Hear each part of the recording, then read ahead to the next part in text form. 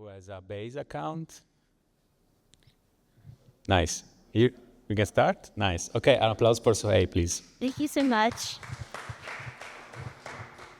Hi, everyone. My name is Sohey. I'm part of the DevRel team at Base. And today we're going to be learning how to build MiniApps. And I'm also going to go through how do you guys win? Because that's what we're here to do. We're here to build, we're here to have fun, but I know that you're here and you want to compete and you want to know what are they looking for. So I'm just going to tell you straight up. In the Telegram channel, I've shared all of the resources, including like demo starter kits. And I have even shared a link that literally says how to win. Please go through all these links. There's all the information that I can give you about everything that we're looking for to give you guys like the best head start. So I know a few of you have been through this. You may have come to my workshop. I promise this won't take very long because we'll actually get into code. So we're going to go into like, what is a mini app? Who has ever built like a web app? If you put your hand up, that would be great. Yeah, so you've built a mini app before. A mini app is just a web app with like some extra things that makes it able to be render as like an interactive embed. So I don't want you to think that this is an extra thing that you have to learn, that this is something difficult. No, if you've built something on the web, you've built a mini app. And why should you build? So our philosophy for the Base app specifically is the Base app flywheel. We believe that a really good app will be able to attract more users. More users will then be able to use that app, talk about it, share it with their friends. Then other builders see this, and then they want to be a part of it. And so you can start to see this like cyclical growth, right? You have more people using apps, sharing apps, and I'm going to talk about how all this happens. And then hopefully that's all good, and then our builders feel rewarded because you have users for your apps, and that's the most important part when we're building. We always want someone to use it at the end. We believe in like beyond the App Store model. If you've ever tried to get anything listed on the App Store, it's a very cumbersome thing to do, first off. It takes a very long time. It's not very transparent, not opaque, like it's very opaque. You don't really know why. Sometimes you get rejected, all this sort of stuff. With the Base app, as long as you have a working URL and some working metadata, your app is in the Base app. That's it. So you make a post, you say, hey, look what I built. It's interactive, it works, it's on the Base app. And then for users, we believe that this brings frictionless discovery and engagement. So for you guys, what does that mean? It means that your users for your apps, they're already out there, people are sharing your app, or they're getting suggestions for the app. I'll go through what Base app looks like. And then obviously for builders, things that make this really powerful is the fact that you already have access to a social graph. So I don't think Twitter ever allowed the social graph, but on Reddit, you were able to build quite comprehensive like apps, and people did. But then they closed off the APIs for Reddit, and people just lost their businesses because, yeah, they said no. And I think like with that sort of thought, like when you're building on open protocols, you don't really have to worry about that because of decentralized social. So all the information, all your users' information, your users own their own information, they own their own social graphs, and that's super important. So this is like our view of the builder's advantage. So we believe that you guys will get discovery, user acquisition, and engagement. And of course, within the Base app, you're also able to build agents using XMTP. So I want you guys to like think about what do you want to build. Here are things to focus on. So social, design new ways for people to connect, play games, create together. Who here has the Base app? Some of you? Okay. If you need a Base app invite, please flag it to me if you're building a mini app. So one of my favorite games on the Base app is something called Drawcast. So it's Pictionary essentially, and I try to draw. I'm hopeless, but I try every other day. I share it with my friends. It's just a joke now, but they try and guess what I'm doing, or what I've tried to do. And then if they guess correctly, Like they win a point or they win draw tokens. If they don't guess correctly, obviously that's just my bad drawings, but you can start to see like how this becomes like an actual social thing that I do with my friends. You can build things with betting, earning, agents, utility, making everyday tasks easier. So these are some points for brainstorming. Of course, these points are already covered in the guide it's on our docs called Featured Apps.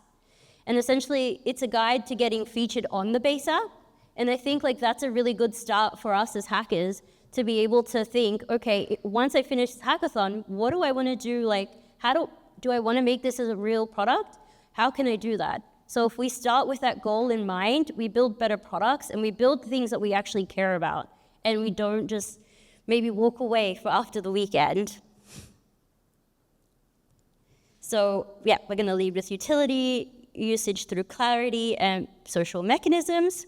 So this is an example of a really good onboarding experience. So you'll have something to tell the user when they first open the app how to use it. These are a few resources. As I said before, I've shared this all with you. I've made sure. This is our docs link. It's in the Telegram, but feel free to scan the code. Also, this is the quick starter for the MiniApp, and I'm going to go through that with you. And if you are using MiniKit, this is the documentation for all of the MiniKit hooks. And I'll go through what that actually means.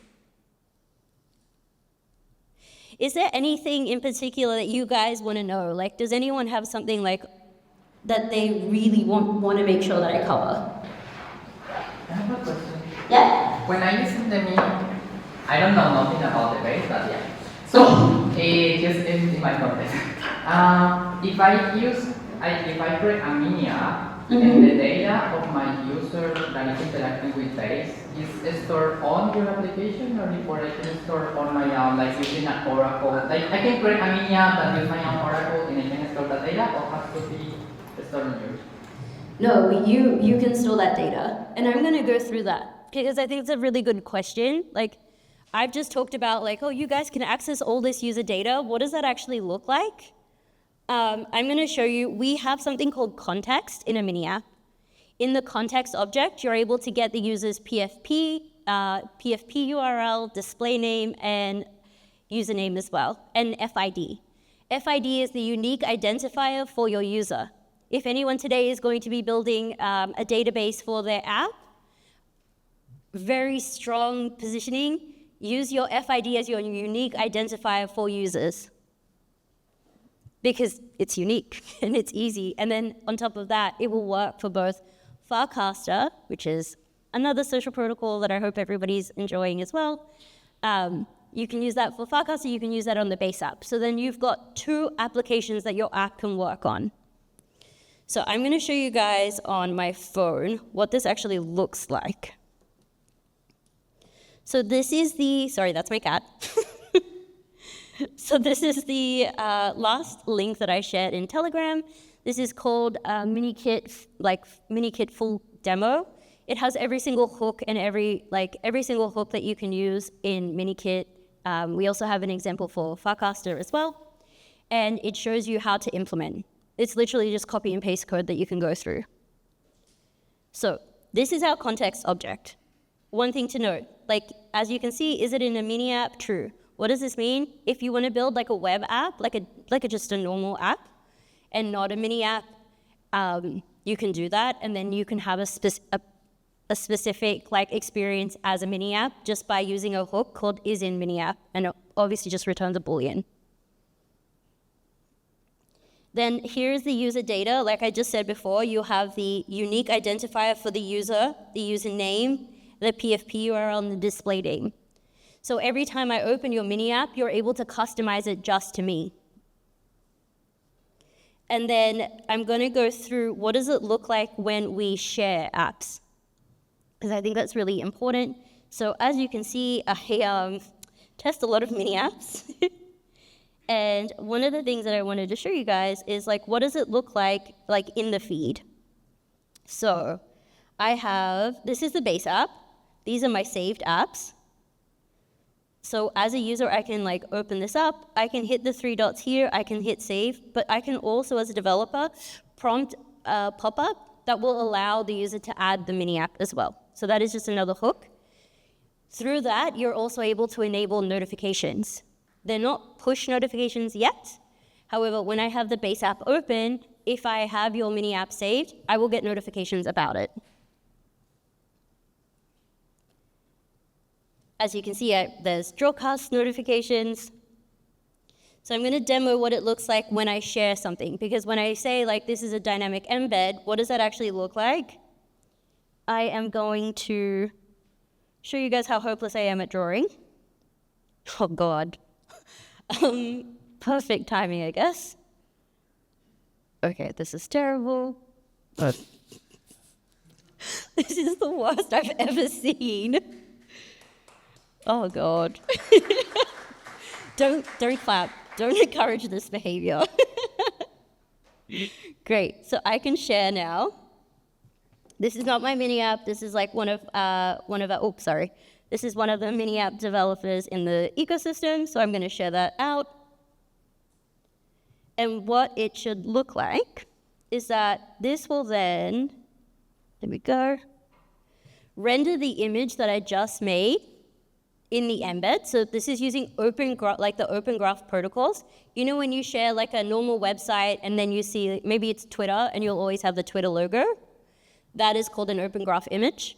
We are using the exact same thing. And then when I click guess and win, which I will close that one and open it again, it opens up into an interactive web app. This is just a web app, except with the metadata tags, it enables it to be like interactive. I can share it. You can, if you follow me, like you guys can try and guess what it is. Obviously, you know what it is, even though I couldn't tell. You are then able, like this creates like the social loop. Is that clear for everyone? Yeah, awesome. And I'm going to show you guys here, what does this metadata look like? Here you can see that we will have the name, the description, everything that you need. In MiniKit, we have like a farcaster.json file. For MiniApps, everybody has a farcaster.json file. It is, for all intents and purposes, just a config file. So it has the name of your MiniApp. It has the image that you want to use for the splash image, or like the banner image when you first open it up. All of that information is available in your config file. Please make sure that your config file is correct JSON. If it is not correct in any way, shape, or form, it will not render correctly. And I will show you guys some tools to be able to help you like debug when that goes wrong. And then here we go. In app, we have a public folder. It's .well known. Here's your farcaster.json file, and this is the route. So this is everything. This is a very comprehensive one. You don't really need this as much, but we just wanted to make sure we had one that had like the whole enchilada, so to speak.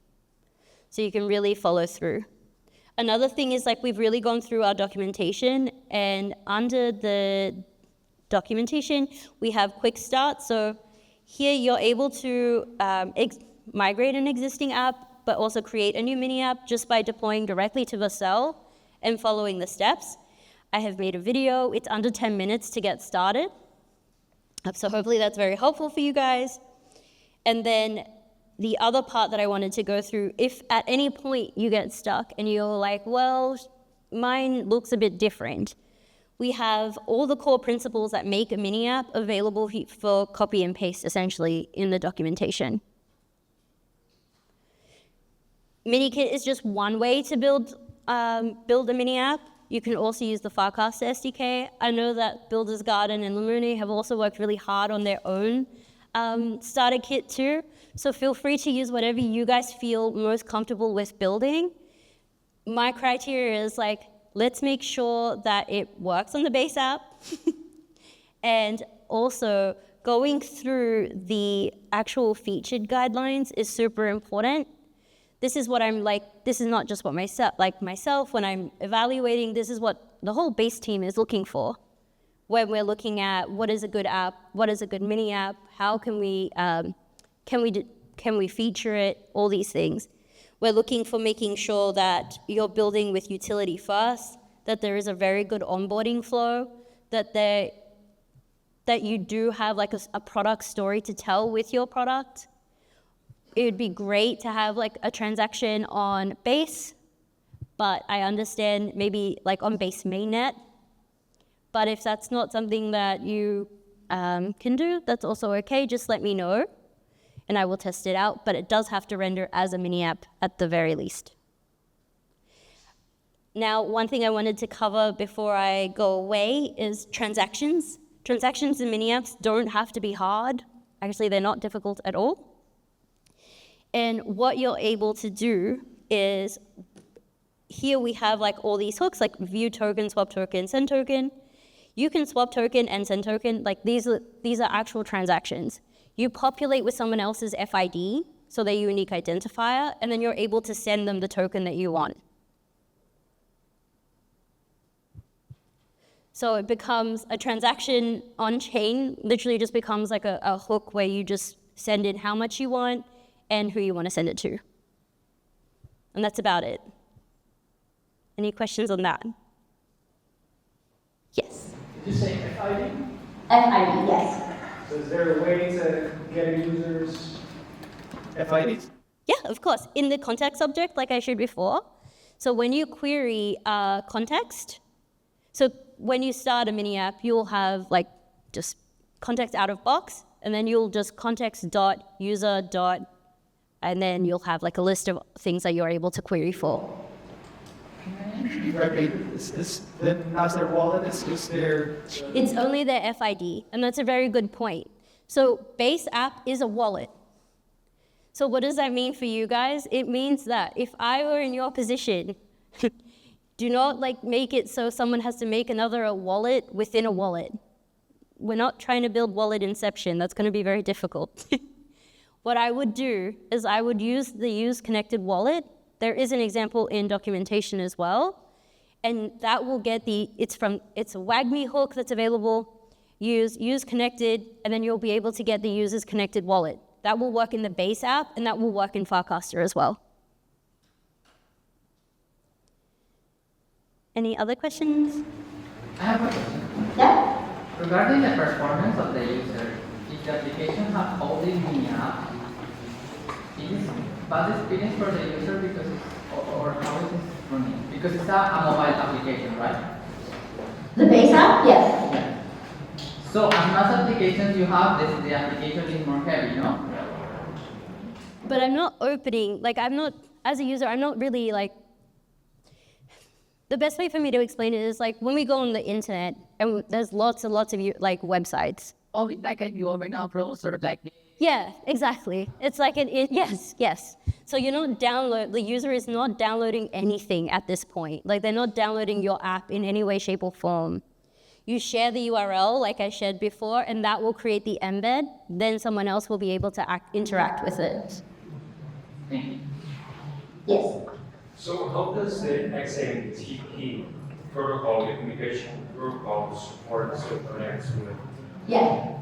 So the question was like, how does XMTP protocol like interact with? Sorry, I'm not sure what I'm doing. With MiniApps. So all of our DMs are programmed, like all our direct messaging on the Base app is running through the XMTP protocol. And one thing that you can do with your agent, if that's what you're wanting to do, you can actually like in your mini app link directly to the agent to start the DMs, because your agent will have like the unique identifier, the FID, and then you can pass that into a deep link. If you are looking for agent-specific documentation, under Base app, we have a whole section of chat agents. In fact, we have a cover here of mini apps and agents. I have a question. Yes. Have you heard about the agent commerce? Explorers too? No, agent commerce. Like for example, imagine this is something like if I create an agent of Vodafone, I can build a mini app on a Base And if my user want to buy 2 gigabytes to Vodafone, can buy directly from Base using my MiniApp, connecting to an agent that is having that. Yeah. That's possible with the chat agents. You can create an agent that does like that. I mean, I guess so. I need to really look into it before I give you the right answer. I'm scared to just be like, you're totally wrong. Yeah. But I mean, I don't see that there would be an issue here. I think like there's not, so like it depends on the date, like the credit card information, all that sort of stuff that the agent will need. Like the user would have to provide that, I'm assuming, depending on how you build this. Yes. How the platform of migration in terms of between the Web2 and the base application exists? For example, if I have an application like built with like Django and Node.js and React, how would we migrate it? I mean, what's the key points to do it? So what do we need? If you wanted just the most basic MiniApp and you didn't want to build it for some reason, like as long as it's a web app, I'm trying to like think in my head, as long as it's a web app, there's no issue. The metadata in the web app is like where, you know how I showed you at the layout.tsx file where we generate metadata? That has to be there. That has to be there, and .well-known / farcaster.json. That route has to be there. It has to be public. If it is not publicly accessible, your MiniApp will not work. So we have to make sure that that is there, your embed metadata is there, and at a super basic level, also you have to call ready to make sure that the MiniApp loads correctly, which is another hook that we have an example for you to go through as well. As long as those 3 things are there, you would have a working MiniApp. It wouldn't be a customized MiniApp, and it wouldn't have all the other things, but if you want to just scrape the barrel, do the lowest, then that's the one. Okay, in terms of logic, when the user mounts a MiniApp, we already know his address, yes? So we don't need to have like connect wallet platform. 100%. Okay. If you use MiniKit comes with like certain components, and one of them is the wallet component. All that does is that it will render the user's like username, and it'll give you the active wallet. Like you'll be able to use the user's connected wallet already. Like I said, all it does is just use WAGME, like is connected hook. That's it. Yes. So users that have the Base app installed but are not on Farcaster, Yes. are they able to access MiniApps? Yes, they are. So there's still a because we're using the Farcaster protocol to create the accounts, they'll still have all the information. They just won't verify with Farcaster when they first log into the base app. But before you said you have to call for the FID? So Yes, but because like at the point, so if I signed up for the base app today and I don't have Farcaster, like never used it before, we use the Farcaster protocol to create accounts. So that's just at a protocol level, we will create a user an account, and that will generate an FID to them. They don't have to do anything with the Farcaster app at that point. We're handling it for them. Okay. And is the Base app still invite only for the public? Yes, it is. It's an invite only until later this year. Okay, but that means that later this year, anybody will be able to download the app and still like use MiniApps without having to have a Farcaster account. 100%. And the functionality, like the contacts, are exactly the same. Yes. Yes. We've tried to make this, I mean, that's the beauty of using like decentralized protocols, right? That we are able to work with the Farcaster team. We're able to make this like one unified standard and use user data like from across, from a big pool of users. From a developer's perspective, that's pretty cool because it means that my application can be shown in different, for different social apps. So question, so then, Base would have the Coinbase universe of users.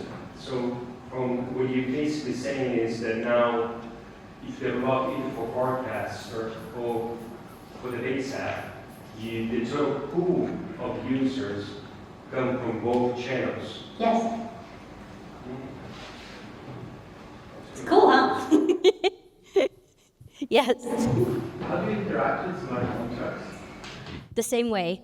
Just think of like however you would have written any transactions with a smart contract for a web app, you do the same thing. The only thing is that, and this is a big caveat, is that obviously the base app is a smart wallet. So it's not an EOA. So signatures are different. Anyone else? Or I'm just like sweating here. Yes. Are you implementing persistent storage at some point? Not something that we've had like a lot of discussions about, but I mean, for MiniApps, like that's more something that I think we're just going to leave this with the developer, but maybe that changes in the future depending on what the developer experience is like. It's still in beta. I'm here to talk to you guys and get all your pain points. So, of course, like, please let me know, like, what is the best part about building a mini app? What is the worst part about building a mini app? Essentially, think of me as your therapist. All right, sounds good. Yes, and Clemens, do you want to say? Oh, yes, and of course, we are currently running base batches. So if you are participating in base batches, we have, I think the deadline is 24th of October. There we go. Clemens is here as well from our global growth team. He works specifically in Europe. I really do want you guys, like, we've written very comprehensive guidelines about the things that we're looking for specifically. The product guidelines that we share on the documentation, this is something that we really are looking for, and this is something I'm going to be looking at your mini apps. Your mini app is going to show up in a social, like in a social app that happens to have a wallet. So I really want you to make the most of this, because it's a really unique opportunity to do it, I think, my opinion. Anyone else? No? Okay. Well, thank you so much, and I probably will talk to you soon.